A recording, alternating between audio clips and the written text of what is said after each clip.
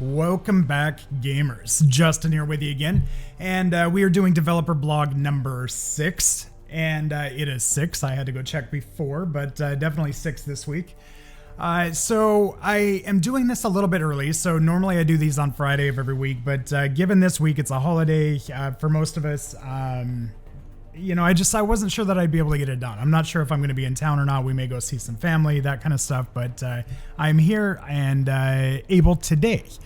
And we've made pretty good progress. So I want to go ahead and show a few of these things here, just to show you, kind of what we're working on and try and keep you up to date. So let me jump into Draw.io. And this is very crude, right? So I'm not an artist, I'm a developer, and as such, I like little tools like Draw.io. So it is what it is, right? So basically, the concept that we're working on is the storage component. And we wanted storage to be very dynamic and very flexible. The goal is we want to have a lot of different types of storage in the game. So that could be anything from a backpack to a military crate to just an empty box or something like that. And we needed to be able to represent that in code and the various shapes and sizes and stuff like that. Just so we could have a pretty good idea of like what container could hold what, how full it could be, how empty it could be, etc., etc., etc. So we put together a system that basically is 3 components. So we created underlying, and again for you tech geeks out there, so we created 3 underlying abstract classes. One is a storage component, which is just kind of, or a storage, which is the outermost layer here. Then inside of that, we have storage compartments, which are basically in these individual little spaces that we're looking at here. I'm sorry. So it's actually a storage compartment. Let me back up a little bit. So a storage compartment is this outer shell. And then inside of that, each storage compartment can have storage spaces. And a space is basically a 1x1, but it can be 1x2 like you're seeing here, or 2x2, or 1x4, or any combination that we can make up, but it's basically grid based. So, starting at the top left, you have like 0, 0, working your way down, you'll have like 4, 4, whatever this may be down here to get to that. Think of an Excel sheet basically. So you have like A1, A2, blah, blah, blah, to get your rows and columns and grids and stuff. And then the system that we put in place allows us to create any shape and form inside of that. Including empty cells like we're showing here. We can have wider rather than taller. We can have taller rather than wider. 4x4, we could have a storage compartment that's literally just like a 4x4 and takes up the entire space. So there's really no ends to how high or wide or whatnot it can go. But the idea is that each of these storage compartments, so if you think of games like DayZ or Tarkov probably is a better option here. You have like your backpack, which is usually like an open set of space. But if you have like a mechanic or like an oddly shaped bag, right? So sometimes they have like these extra compartments in them that are like 4x4 or 2x2s, especially if like your vest, so like your armored vest or your tactical vest. That's kind of what this represents here. You have like your 1 slots that carry like your meds, and then you have like your magazine compartments on the vest itself. So that's kind of what we're representing here. But basically we don't want you to be able to put like a 4x4 item inside of a 2x or a 1x2 slot. It doesn't fit. So you physically can't cram this into this. So that's where the idea of these storage compartments came in. So, a storage compartment allows us to kind of segment out a bag, but then also inside of that have like smaller spaces. So even though you may have a storage compartment that's 4x4, you could technically fit so that, this particular storage compartment is made up of 4 individual cells. So just because it's a 4x4 doesn't mean you have to put a 4x4 item in it, so we needed a system that would represent that in code. And I think that we have that system worked out now. It's functioning. And actually, if I jump into Unity here, so that's kind of what this represents here. This was generated via code, and I'm going to show you, we're going to move into the GUI here in a second to show you a little bit there. But this is obviously very crude, very rough. Don't screenshot that and be like, this game looks like shit. So it's like, this is in no way, shape, or form the final GUI, but we needed placeholders to be able to generate generate this and kind of populate it. So, in essence, what we're looking at here is a representation of a backpack. And each of these cells are split up. So what you don't see right now is that these 4 components here these 4 cells are actually in a component. So in the final version of the game, you'll see these segmented off, and you won't be able to overlap and say, like cell 2 and 3, because they're actually in separate components. But it's I haven't really got to that point where we're adequately displaying that for your view. Underlying, that's how it works, but I haven't represented that in a graphical format yet. But again, this was all generated via code. It's dynamic, so as you pick up and drop a backpack, this gets regenerated based on the backpack that you pick up.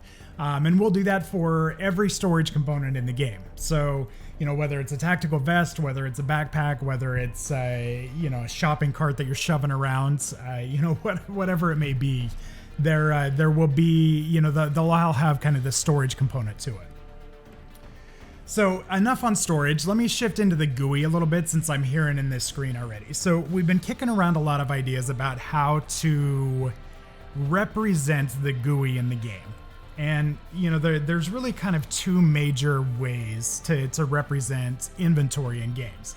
You can do it Tarkov style, which is it takes over your screen, right? So, the left-hand side in Tarkov is like your character representation. The right-hand side becomes whatever it is that you're looting. And it takes over the full screen. There's very little, it takes over the screen, right? So it blurs out everything behind it. It brings your focus into the inventory, which is one way to do it. The downside to that is that people that are on widescreen monitors, especially if you take a game like The Cycle, so I have a 49-inch widescreen monitor that I video game on, and the problem with Cycle is that it literally moves your character to like this far side of the screen, and then it moves the inventory or whatever you're looting over to the other far right of the screen. Now, Tarkov does a good job of keeping everything centered, but games like The Cycle, not necessarily. So, and those of you that are on widescreens know exactly what I'm talking about. So when you're trying to loot something, what ends up happening is you're on a 49-inch screen, you're grabbing an item from here, and you have to drag all the way across the screen to get to your character to drop that. Now, Tarkov fixes that by just kind of putting things side by side, right? So it's always the same distance regardless of the width of your monitor, which is a good solution to that. And if we go that route, that's most likely how we would go about that. The other option is what you can see here, where we can drag this interface around. And, this is more like Diablo 3 style, I'd say. Maybe not Diablo 3, but you get the idea. Basically where you have an inventory, you can kind of drag it around and place windows side by side, and it doesn't really interrupt your view. I'm personally a big fan of this. I like this version of the UI better than like a Tarkov side by side style. Mainly because it would allow you to bring this up and leave it up if you want to, while still interacting around you. So if your focus shifted, you could always jump back and start controlling the screen with this window open, and you could kind of place it wherever you wanted as long as you're within the bounds of the screen. It's also nice because if you have, you can position these however you want. So you could put, like your backpack here and your lootable, window up above it to where you can kind of drag and drop quickly. Still kind of like Tarkov, I guess, but only when you're in like your character view, so when you're able to move stuff around that way, once you actually go into the game, those are locked in place. But, more like your character view in Tarkov is kind of the idea there, except this would be anytime you're in the game. So we're really curious about your feedback on that because nothing's written in stone. We can go either direction on this. So if you have strong feelings either way, please put a comment down below or join us in Discord so that we can have a more interactive conversation about that. Ultimately we want to do what's best for the community. And while I prefer this, that doesn't mean everybody will. So I'm very, very curious in your thoughts on this and, and what's your representation or what's your, how you'd like to see us implement this feature. So enough about backpacks now. Let me shift views here for a minute. Give me a second.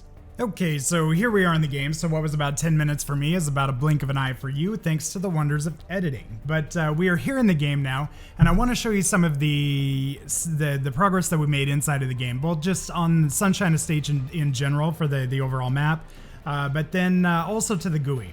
So everything has been related to Interactables, and so we needed to, and that's why I showed you the backpacks earlier. In order to interact with something, you've got to have somewhere to interact with, or, you know, to put that interactable. So, you know, it's one thing just to kind of interact with something. It's another thing to actually be able to save that and put it on your person and your character and then walk around with it. So, you know, step one was kind of creating a storage compartment to be able to put items into. And then the second piece was to actually start to be able to interact with them. So we've added this kind of temporary placeholder here, and on this sofa, I've made it interactable. Now in the game, you're not going to be able to shove the sofa in your backpack. That's unrealistic. This was just the first game object that I came across in the particular view that I was in that I could add an interactable to. So that's what we did. So you can see we're looking at a small sofa here, and as my cursor enters into the view of the sofa, we get the name of the particular object that we're looking at. Now this will indicate to you that it's an interactable, and I think we'll probably put like the human readable name of the object up, and then from there you can choose to interact with it. I think right now we're looking at maybe like the E or an F key or something like that to be able to interact with things. I haven't really decided yet. But you know, the goal was that we wanted to let you know that the object that you're looking at is interactable, and we may also make that a little bit more apparent in the future as well. You know, because if I don't know that I can interact with that couch, why would I go try? You know what I mean? So, and that's kind of one of the downfalls of games like Tarkov and stuff. You get the little tiny dots, the little indicator on the screen, but it's just not a very clear and, you know, clear representation. So we don't want to make it super obvious, but you know, we're not necessarily a huge fan of how Tarkov implemented it. So don't mind this. We're kind of experimenting with different streets and stuff, and you know, and just texturing and stuff. I think we actually prefer this better than the actual 3D prefab objects, but we're gonna kind of play around with this. This is all just textures, except the sidewalk. The sidewalk's a plane with a texture on top of it, but it's far fewer vertices to render into the environment, and you know, we think they just kind of overall look better. Like this is very dull and plain, and this has, you know, height maps to it and texture, and it just, you know, it feels a little bit better. So we're not fully set on it yet, but that is one of the things that we're kind of playing with. The next thing is, now you've seen this line of houses before. We've added a few more details, some trees, more shrubbery, bushes, that kind of thing. But now we've added an alleyway. So behind each of these segments, or these little, you know, residential communities, you're gonna have an alley that you'll be able to run up and down. And I'll kind of make my way down this pretty quickly here, just to give you some look into it. And again, I don't have inertia and stuff turned on right now. It slows the game down considerably, so I've got it off for these demo videos. But you know, nonetheless, we've given you entryways into this. Most of these fences, this one's a little too tall, but these shorter fences like this, you can actually get over. You know, so we wanted to give you a way to be able to interact and get in and out of these yards, and give you multiple ways kind of through this. And this entire fence line we're going to redo. This is all the same fence all the way through, but you know, we'll knock some of that down and change the fencing and stuff up there. But you know, we wanted to get it in place and kind of get it interactable. Now, as we come to the end of this, there's an empty lot at the end of this street, and we've got kind of this temporary shelter that was set up. So, you know, somebody grabbed a rug and, you know, kind of using it as a little house here. Their picture of their loved ones. Very Victorian. That's nice. But as we go through this, I'll kind of make my way down here. You know, we've got a variety of houses, a variety of different fence types. Each of these, in the end, you will be able to enter into. We do have animations that will open and close the garage doors. You can open and close the front door, but the interiors are not yet rendered. So if we were to get inside of one of those, it would just be an empty house, and it looks really odd. So I won't do that. But you know, we've added some of this stuff here. And then I want to, you know, just kind of make my way back over here as well, because we did add some additional detail to Sunshine Park, which again, for those of you that are relatively new to this, it's pretty much in the center point of this map. So it's offset a little bit, but that's kind of what we're coming up on here. We do plan on putting some more checkpoints at each of these intersections here. And it'll give you a way to kind of slow and funnel people in to this area. We did go through and we did add a few more trees to this. We made it a little bit more populated, and I can still run through this fence. I've done that because I haven't turned the colliders on because it is very convenient when I'm debugging and deving to just be able to step through this. So, but we did go through. We added some more tree types. We've added some more flowers, that kind of thing. We are going to go back through and add some of the sounds. And we are also kind of working on that a little bit as well. So the sounds, we have birds that will chirp just kind of as natural ambience noise. But when you enter their zones, so there are some birds that we have centered right up in this area, if I remember right. They're not on right now, so you don't hear them. But as you come in here, they'll start to go from like a normal just kind of chitter to an alarm state. And that alarm state does go out to everybody in the map. So, if they're within earshot of this, people will know just based on the way the birds are reacting that somebody is in this zone. So you'll need to keep that in mind as you move through some of these areas. Now, to keep that a little bit random, we do rotate the location of those birds. So they will not always be in the same spot. So, I've got it hard-coded right there right now. But in the end, that will kind of bounce around and rotate through. And as you scare them off, they will just kind of move to a different section of the park. So it is very interactive, and we think that that's a really cool feature. But, I wanted to kind of get over here and show you some of that new stuff that has been added there. But I think the rest of this you've already seen in previous developer logs. So if you want to see a little bit more of that in detail, you can go back through some of those previous videos. But, ultimately, we wanted to show this off. We wanted to get into this a little bit, and again, it's, I appreciate you being patient with us as we get this out a little bit early, just kind of due to the holidays. So if I don't talk to you again, though, please enjoy your holiday season. If you celebrate that type of thing, if not, you do you, good for you. If you haven't supported us yet, head over to Patreon.